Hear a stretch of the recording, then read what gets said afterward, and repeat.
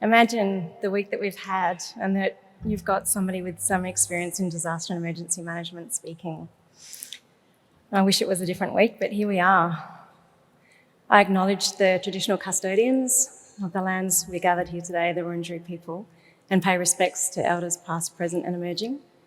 I also acknowledge the traditional custodians, the Wurundjeri and the Remindjeri people, who are the traditional custodians of the land where I was born, Victor Harbour in South Australia.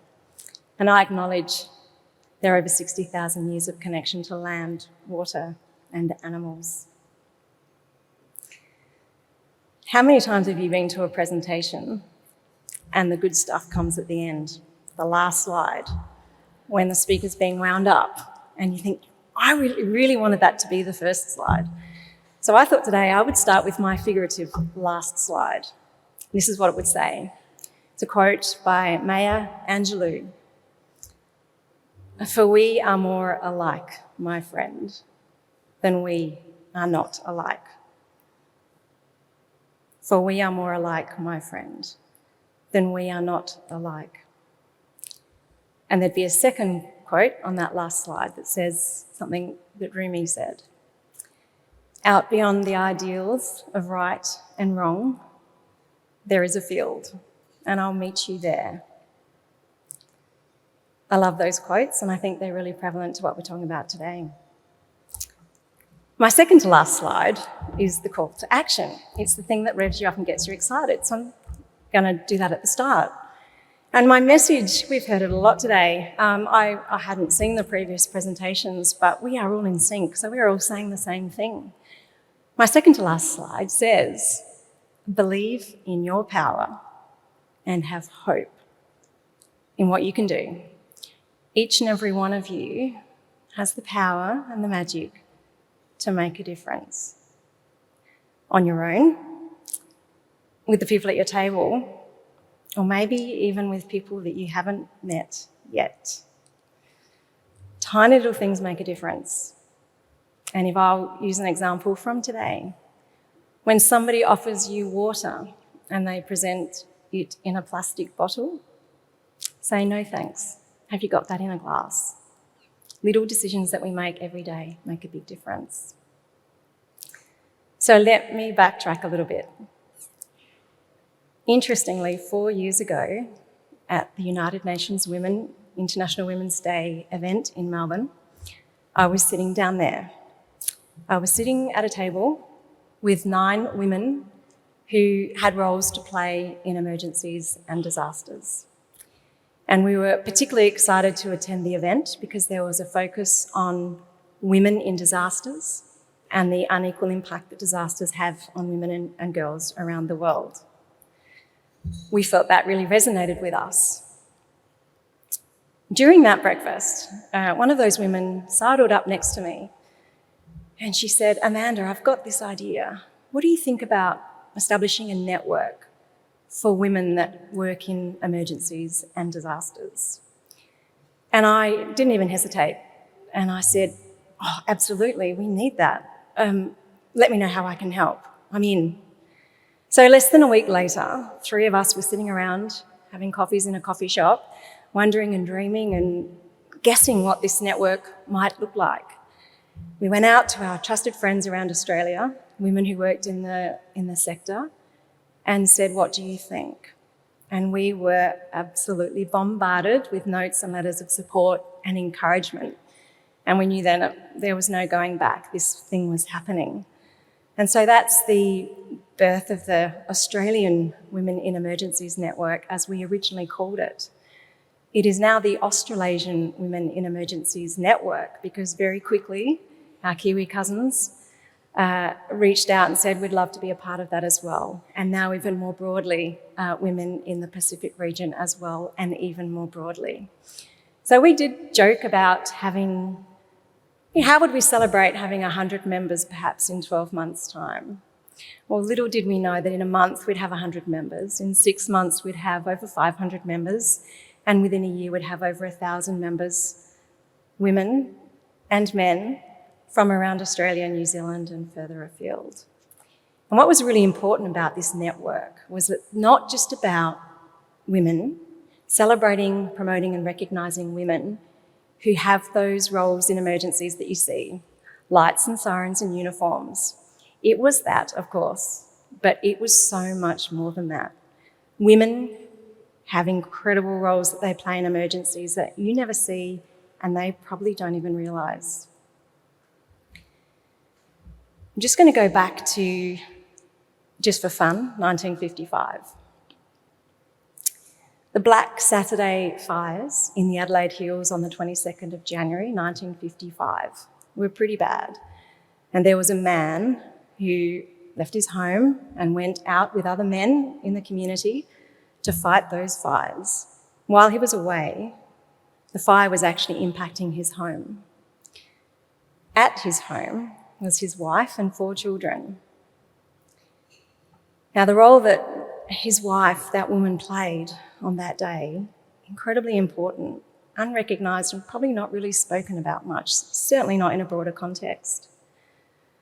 That woman took the 4 children, jumped in the dam as the fire passed over and possibly saved hers and their lives.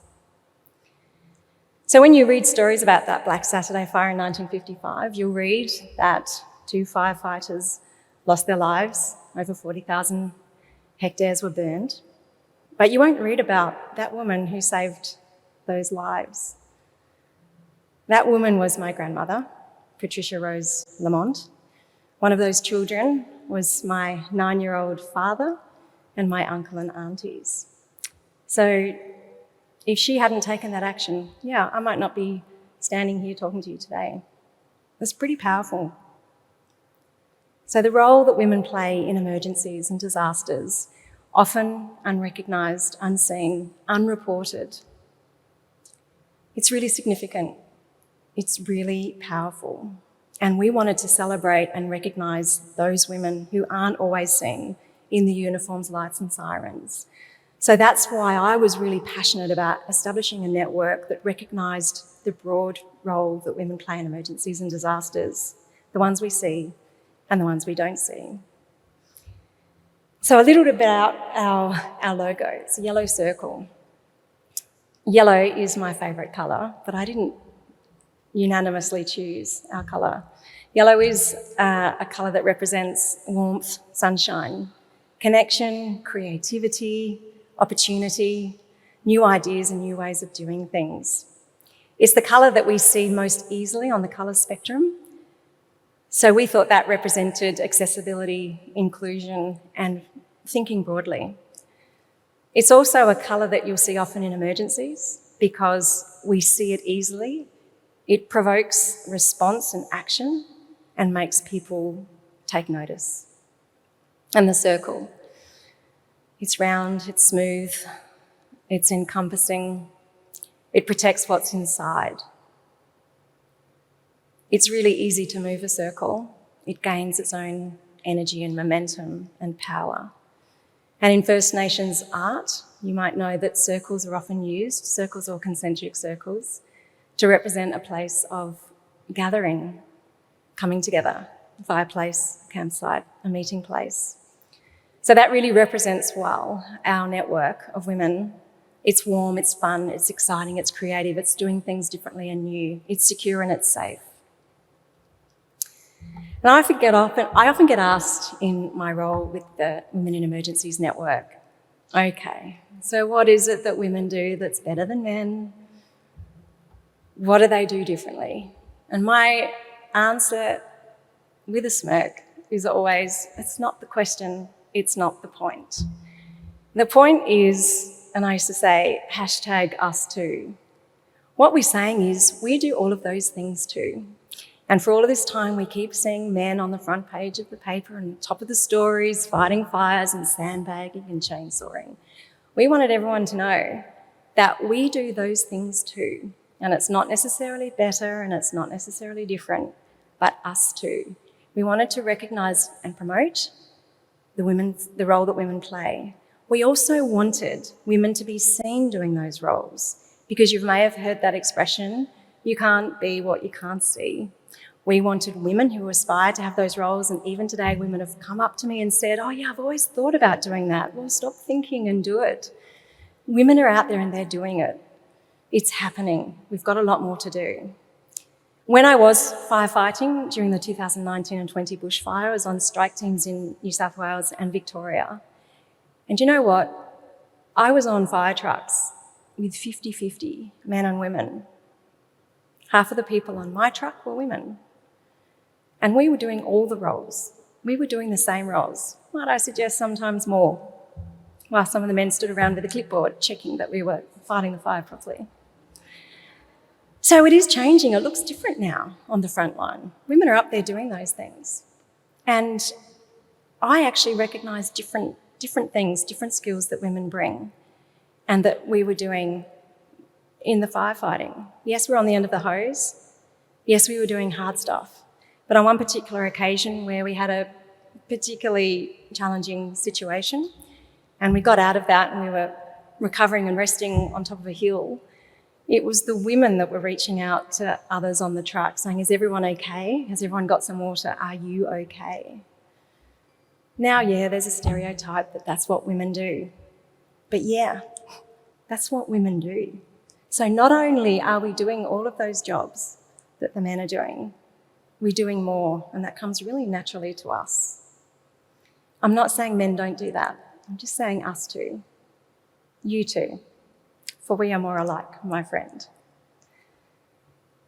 So we want to recognise this. I want to say they're special skills, right? Because we did ask our members at the start, what skills and strengths do you think that women bring to emergencies and disasters? And they said things like leadership, problem solving, connection, networks, compassion, empathy, hope, encouragement, support, strength. These are all the skills that women bring. They're really important skills. And one of our members said to me, disaster-prepared and resilient communities are well-informed and highly connected, and this creates strong communities. And the role that women play in doing those things is really powerful in building strength and resilience in our communities, in disasters and emergencies, and every day. Now, I've had a career in disasters and emergency management, and for the first time last year in June, I actually became a person impacted by a disaster. And they were those crazy wild storm events impacting across Victoria, but particularly for me in the Dandenong Ranges where I live. I also happened to be a person experiencing a disability during those disasters because I had ruptured my Achilles at CFA training a few weeks before. So I was at home on crutches, unable to move during the storm, a little bit disappointed I couldn't be on the fire truck helping out the communities. But I'm telling you that because I sat in that emergency as a person impacted, and I didn't take up my roles with the Red Cross or with the CFA to support communities because I couldn't. But what I could do was hobble up to the recovery centre, and when I say that, not a formal one, 3 women who lived locally came together, created a space for people to come together and connect and support each other in the immediate aftermath of those storms. And then everyone came, the lights, the sirens, the uniforms, the governments, the politicians, and the media. And then they went, and those women are still there, looking for opportunities to create the space for community to come together. Men are doing great things too, but those women don't actually fully appreciate that. They almost followed the rule book for disaster resilience and recovery without even knowing it, because what they did came very naturally to them. They knew what people needed, and it was simply to stand around a bonfire, with a glass of wine or a beer, and just talk to each other and connect, find opportunities to link and help. So these are the sorts of roles that we want to celebrate. When COVID came along, I got a little bit worried because just before that, the year before that, we saw the Me Too movement. We saw a lot of, movement with climate change and climate action. And I was worried that that was going to be pushed aside because of the pandemic. But actually what COVID highlighted was the really important role that women plays in emergencies like pandemics and lives. And so that actually, to my mind, reignited the fire in our belly about the important role for women. And so I acknowledge that there is such discrepancy, but there is also such opportunity. Hope's just been mentioned a lot as well, and I also want to leave you with messages of hope. I now have a role at Zoos Victoria as the Climate Action and Disaster Resilience Advisor. So very proud to say that Zoos Victoria was the world's first carbon neutral zoo. And as a conservation organisation, obviously you'd expect we take the threat of extinction as a result of climate change really seriously. And my role there is to ask all of the annoying questions, what if, in light of our disaster landscape with more frequent, severe and overlapping disasters in light of climate change. We need to be taking action. When I say climate change, climate action, people think it's we need to be telling other people what to do. No, it's what we are going to do ourselves. Say no to the plastic bottle to start with. So I was doing a presentation and I was talking to the CEO, some of you know her, Jenny Gray, and she challenged me to speak about climate change and disasters using 3 of our values at work: optimism, trust, and curiosity.